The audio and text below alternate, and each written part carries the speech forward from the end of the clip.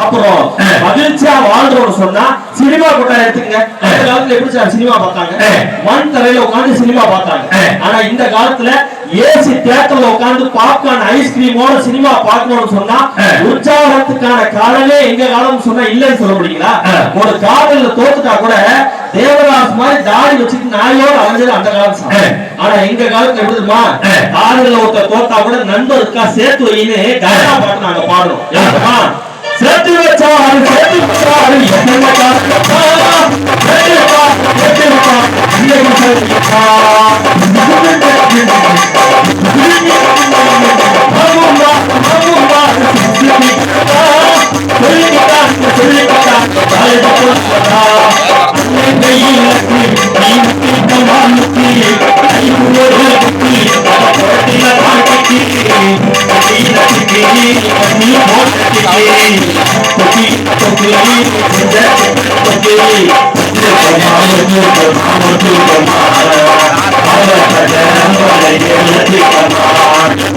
மீனாட்சி மீனாட்சி அன்னை காதல் மீனாட்சி மீனாட்சி மீனாட்சி அன்னை காதல் மீனாட்சி நாளாச்சு 4 வருஷம் மீனாட்சி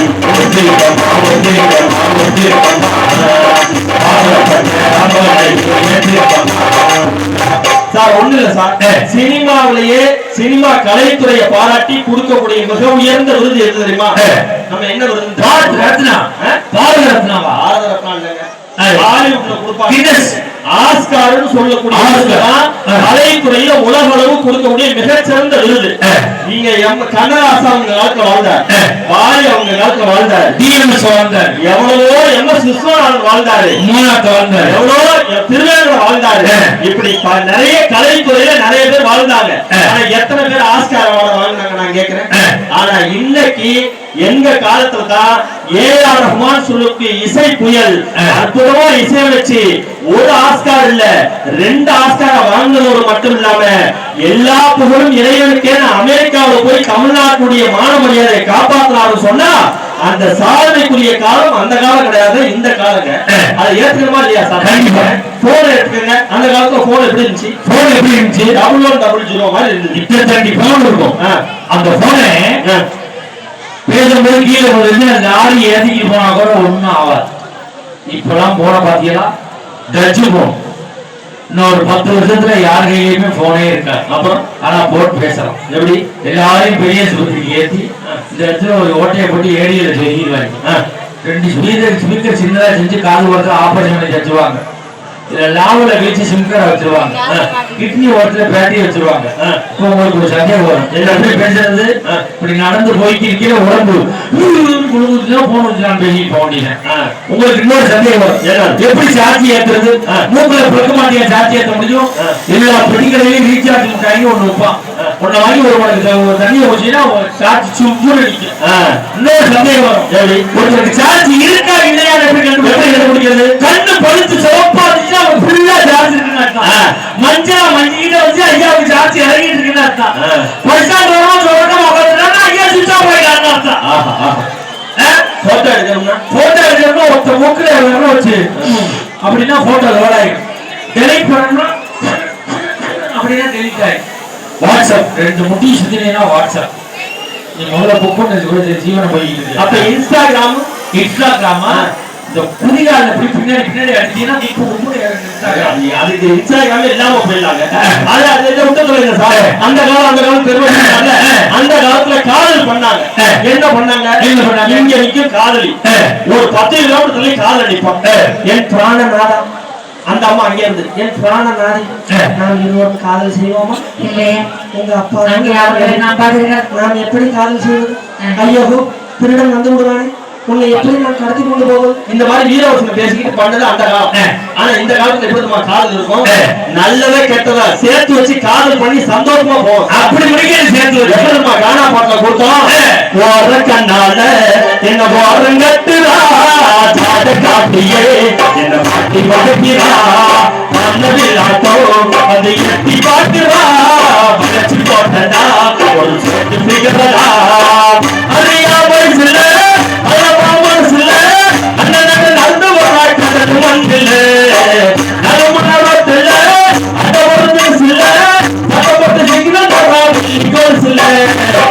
குடிக்க முடியாது அங்க கடல் குதிரை ஆட்டவாசம் மீன போல வந்த காசை அடக்கு குடிக்க முடியாது அங்க கடல் குதிரை ஆட்டவாசம் மீன போல வந்த காசை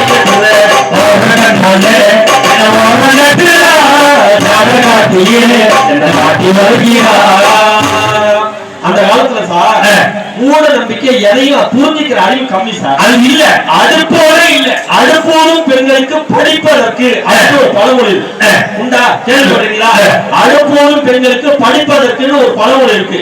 அந்த பழமொழி உண்மையே நல்லதுக்காக சொன்ன விஷயம். இப்ப அதுக்கு விளக்கத்தை நான் சொல்றேன். படிப்பு அப்படின்னு என்ன தெரியுமா? இவங்க நினைச்சுக்கிட்டாங்க படிப்பு, அது கிடையாது. இப்ப பூவெல்லாம் வாங்கணும்னா காப்படி அரைப்படி ஒரு படின்னு படிக்கணக்குல தான் பூவை வாங்குவாங்க. அப்ப அடுப்புறப்ப படி பூவை தலையில வச்சுட்டு அடுப்புதுன்னா அந்த வெப்பத்துல அந்த பூவெல்லாம் கருகி போயிடும். அதனால அடுப்படி வேலையெல்லாம் முடிச்சுட்டு அப்புறம் படிப்பூவை தலையில வச்சுக்கிறதுக்காக தான் அடுப்போடும் பெண்களுக்கு படிப்பு தலையில இருக்குன்னு சொல்லி தமிழ் அன்னைக்கு வச்சான். ஆனா இதுங்க புரியாம பொம்பளை பிள்ளைங்களுக்கு ஏன் படிப்பு படிக்கவே போகக்கூடாதுன்னு அடுப்படியில முடக்குனது அந்த காலம் சார். ஆனா எங்க காலம் எப்படி தெரியுமா? ஒரு பிள்ளையோ ரெண்டு பிள்ளையோ கள்ளிப்பால கொடுத்து கொண்டது அந்த காலம். நீ கள்ளிப்பாலாம் குடிக்க வேண்டாம், காப்பிளால குடிச்சு ஆணுக்கு பெண் நிகரா நீ வளர்ந்துவான்னு சொல்லி உற்சாகப்படுத்தி படிப்புல கூட இன்னைக்கு சார்ந்த ஆண்களுக்கு பெண்கள் இணையா பண்றாங்கன்னு சொன்னா கூடு சுண்டல் ஏற்கிறத வத்தக்கை வருவாங்க சுண்டல் சுத்தோட மக்கள் நீரும் ஒரு பேட்டரி இளநீ இராத்துக்கு கடவுள கம்ப்யூட்டர் நெல்லுக்கு அவசரம் தாப்பா ஆம்லேட் அந்த காலம் எல்லாமே டூப்பு. இந்த காலம் தான் டாப்பு. எங்களுக்கு தான் இங்க தரவு தீர்ப்பு. இல்லாட்டி இந்த ஊர் மக்களே உங்களுக்கு ஒப்பாங்க ஆப்பி என்று சொல்லி வானத்துல போகுதுவா ராக்கெட்டு கை விழு விற்கிற மார்க்கெட்டு தீர்ப்பு எங்க பக்கம் சொன்னா மக்கள் கொடுப்பாங்க கைரட்டு. இல்லாட்டி திருப்பாச்சி அறுவாடை எடுத்து எதிரணியை ஒரே விட்டு என்று சொல்லி எங்க பக்கம் நீங்க தீர்ப்பை கொடுத்துட்டா நாங்க புத்திசாலி, ஜெயிச்சோம்ல. எதிரைக்கு நீங்க தீர்ப்பை கொடுத்துட்டா நாங்க முட்டாள். ஏன்னா அவங்களுக்கு நாங்க தோத்துறோம்ல. நடுவர் நீங்க எங்க பக்கம் தீர்ப்பை கொடுத்தா நாங்க புத்திசாலி, எதிரைக்கு நீங்க தீர்ப்பை கொடுத்துட்டா நாங்க முட்டாள்.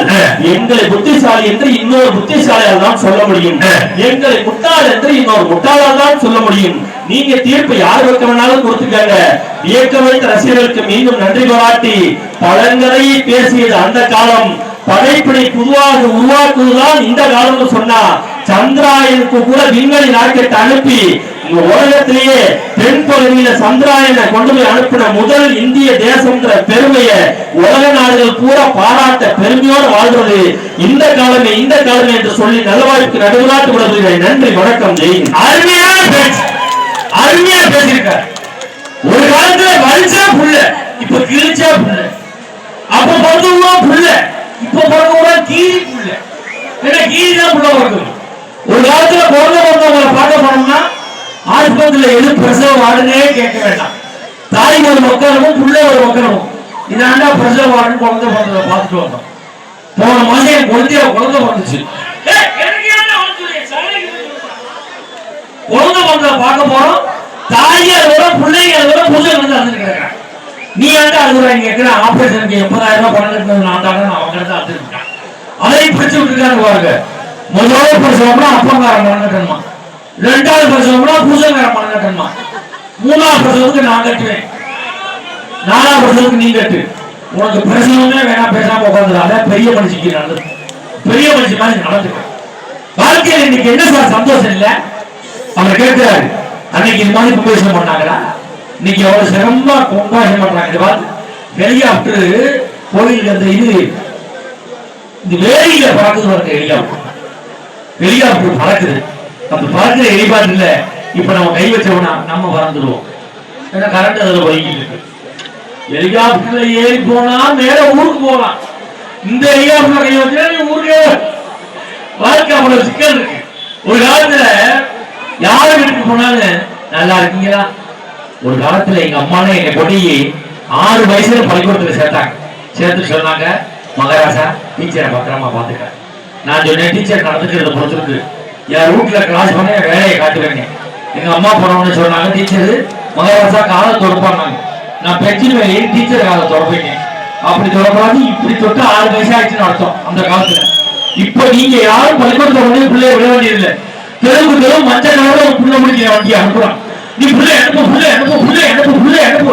குடும்பமே சேர்ந்து 6 மணிக்கு அடிச்சு கிளம்புறான். எந்திரா 50,000 ரூபாய் பணம் கட்டிட்டு எந்திரா.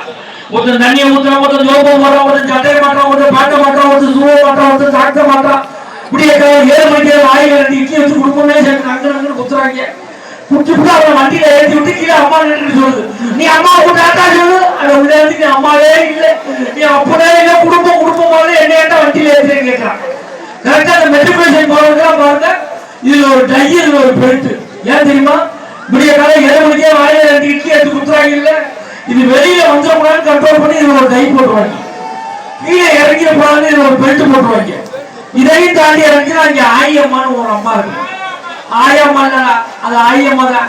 நம்ம பாப்பம்படியில ஏற்றி விட்டோம்னா 12 ஊர் சுத்தி தான் கொண்டு ஸ்கூல்ல இறங்குவாங்க. இறக்கணும்னா இந்த எல்கேஜி போய் ஆரம்பிச்சிருவான். ஆயம்மா வருது, ஆயம்மா வருது, கூட்டி கொண்டு கல்வி கொண்டாந்து விட்டா அடுத்த சொல்லுவான், ஆயம்மா வந்துருச்சு. எழுதலாம் முடிச்சுட்டு 9:30 மணிக்கு மிஸ் ஆரம்பிச்சு பாடம் நடத்த எல்கேஜில. Students, yes ma'am, listen to me. Yes ma'am, ma'am சொல்றத நீங்க சொல்லணும். Okay ma'am. ஏ இவன் பூரா பி.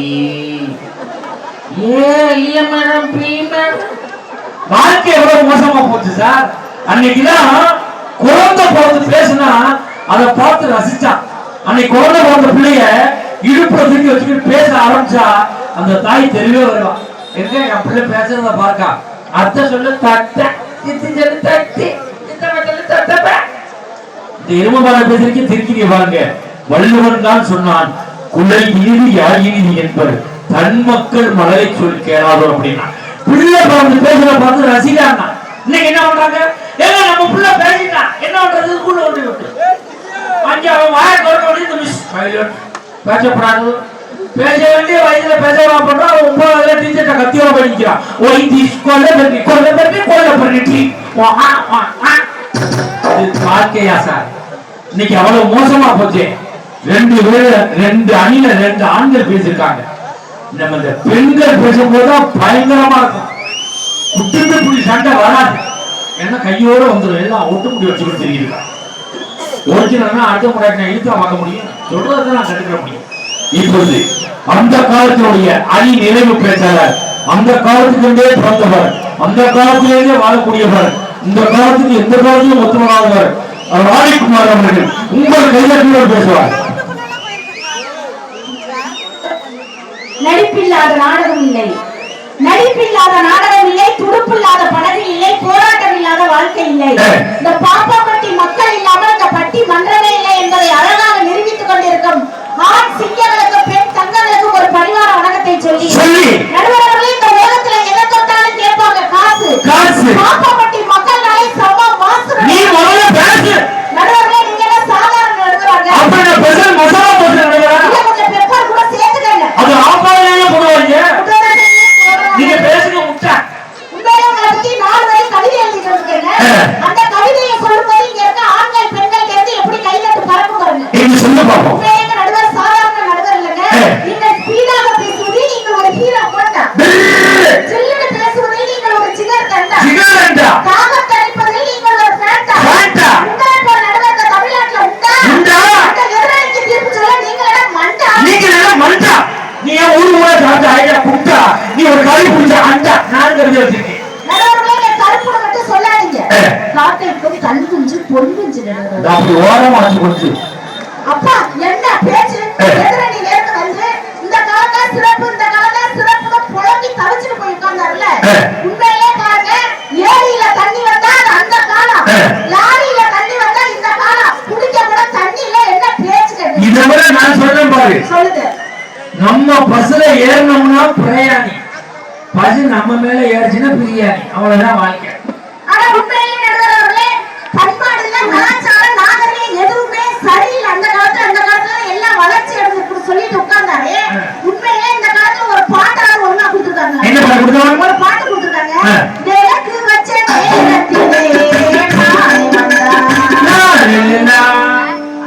சார், விளக்கு வச்ச நேரத்துல மானே வந்தா, அப்ப மத்தியோட யார் வந்தா? காலையில யார் வந்தா? ஒரு பண்பாடு இந்த காலத்துல இருக்காங்க. ஆனா ஒரு பண்பாட்டை அந்த காலத்துல எப்படி தெரியுமா சொன்னாங்க? இரவுக்கு பகலுக்கு இனி என்ன வேலைன்னு சொன்னாங்க.